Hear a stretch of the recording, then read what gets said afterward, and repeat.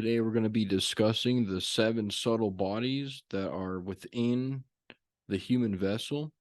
And each one of these bodies is related to a realm and a place of spiritual inhabitants that we will acquire as we continue the journey of awakening consciousness. So, we know Jacob's ladder shows the angels ascending and descending on the ladder.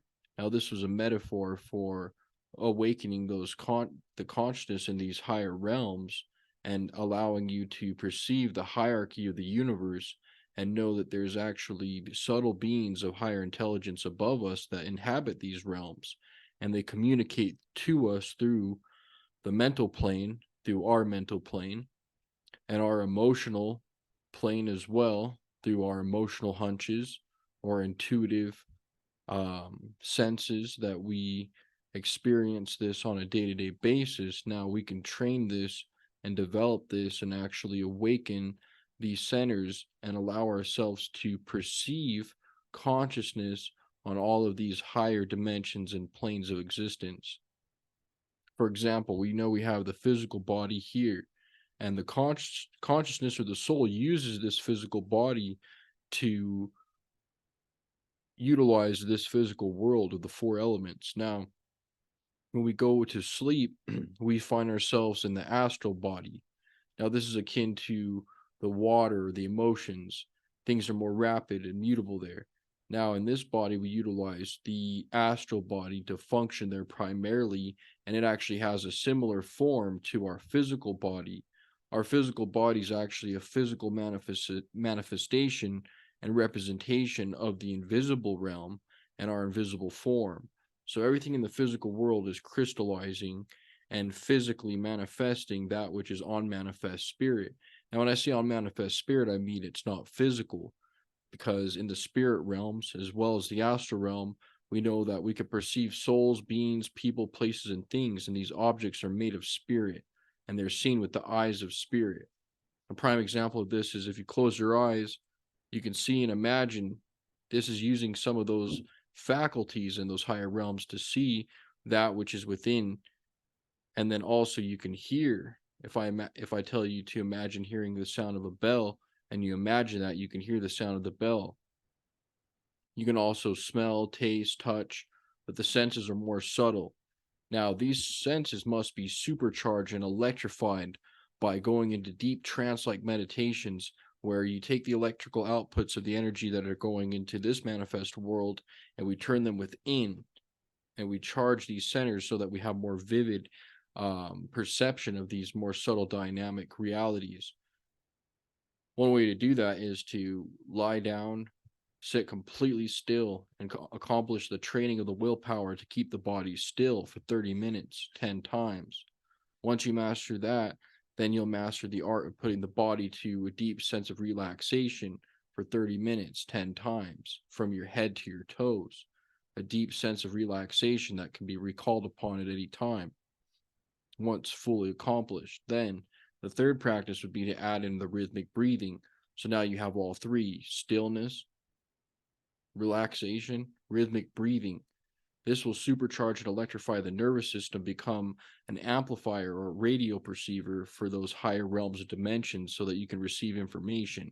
The whole point of meditation is to go into these subtle realms and experience information, and to extract this information, and also to utilize these deeper states of consciousness to extract information from the books and the holy texts of the ancient ones.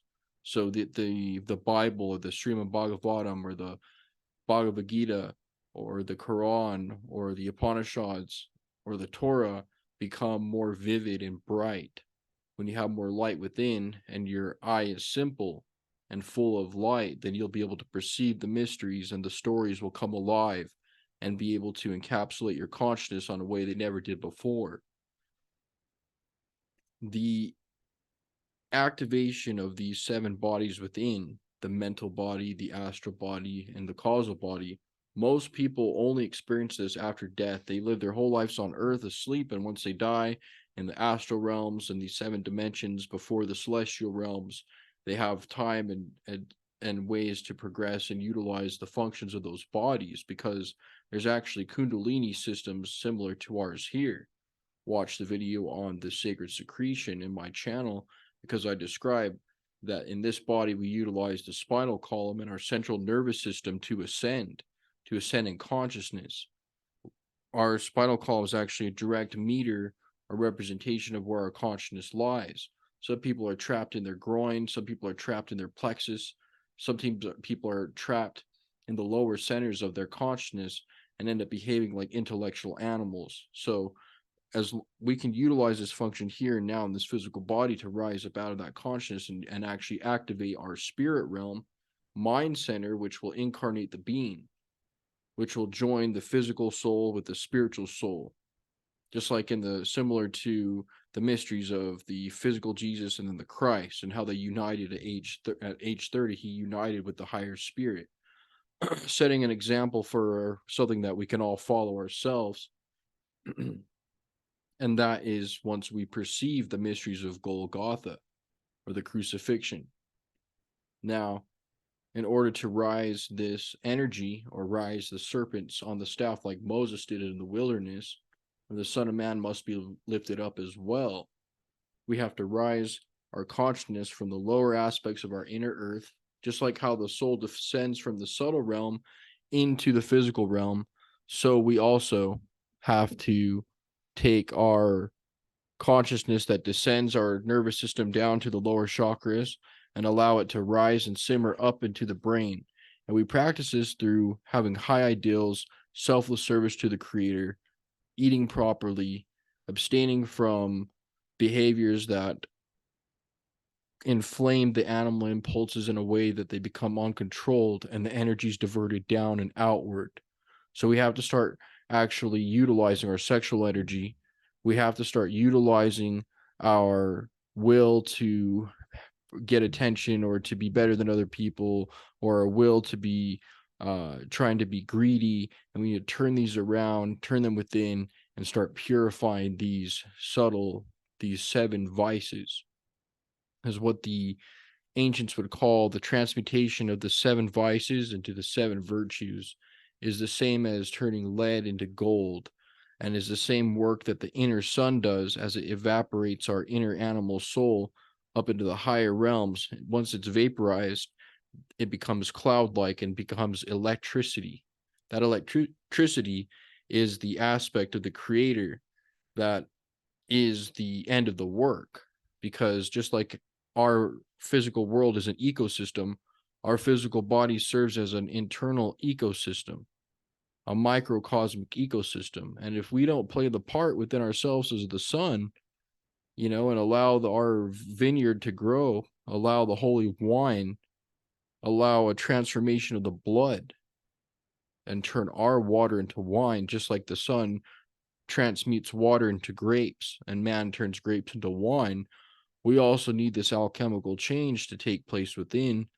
When the sun within ourselves, the Christ within ourselves, evaporates the animal vapors up into the nervous system and purifies it, then finally we'll be able to become the perfect Adam and Eve once again. So you have the fallen Adam and Eve and the risen Adam and Eve.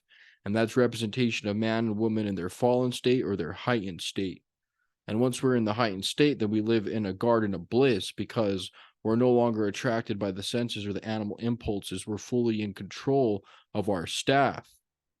We're now the shepherd of our flock. And with this, the energy rises automatically up into the brain every day. Whereas when you're first starting out, all the energy is uncontrollable and hard to control. Once you're finally at the point where you're practicing a life of purity, following Christ, following the Lord within, and activating your inner consciousness, then finally you won't have any lust. Your lust and desire will be transmuted into an internal power, reservoir of power that you'll be using as a work of good in the world, rather than depletion or negation. And then soon after that, you'll find that your appetite is less ferocious. Get control over your appetite. Understand that the body has periods of time where it needs food and needs not food. And you have to learn these balances, just like the sun and the moon, active and passive. There's times where we're active and our digestive systems are active. It's time where they're passive. So we have to just know how to not overfill the tank and how to put the correct supplies within that tank. And then, of course, we feed our intellectual soul and our mind with spiritual truths, with wisdom of the ancients, and we take advice and understanding and learn from other seers and other wisdom seers and our peers and our elders. And we take that information, we use as nourishment for the mental body. See, most people nowadays, they actually are not nourishing their mental body. So one way to activate the mental body is to actually nourish their mental body, seminize the mental body through transmutation of the lower animal passions, such as the sexual nature, and practice the art of transmutation. And then on another level, to achieve the astral body, you'll listen to beautifully divine inspired music. You'll resonate your heart center with mantras such as "Oh" or "Ah," and this stimulates the heart chakra to allow you to inflame that part of your soul, which is the astral influx, the astral. The physical body is the physical representation of the Temple of Solomon and is the foundation or the stone that the builder refused, because how many of us neglect our physical body, our physical habits or appetites in the name of religion?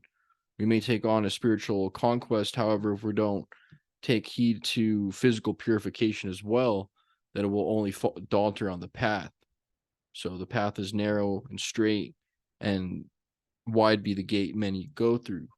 But the path that the path and the wisdom the ancients laid out for us has always been a straight and narrow path of selfless service to the Creator, submission to the higher consciousness of love and wisdom, to respect all human beings, love through love and wisdom.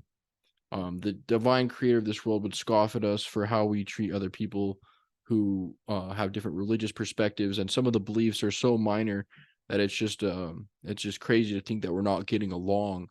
So the elite wanted to create these separate religious pools of and allow the truth to be shrouded in mystery, so that we don't find the truth of our soul within ourselves. So it's very important to understand that we have the power through knowledge. As Jesus says, they perish because of lack of knowledge. Knowledge is not evil. Knowledge helps us gain wisdom and understanding, which then gets us straight to the Creator.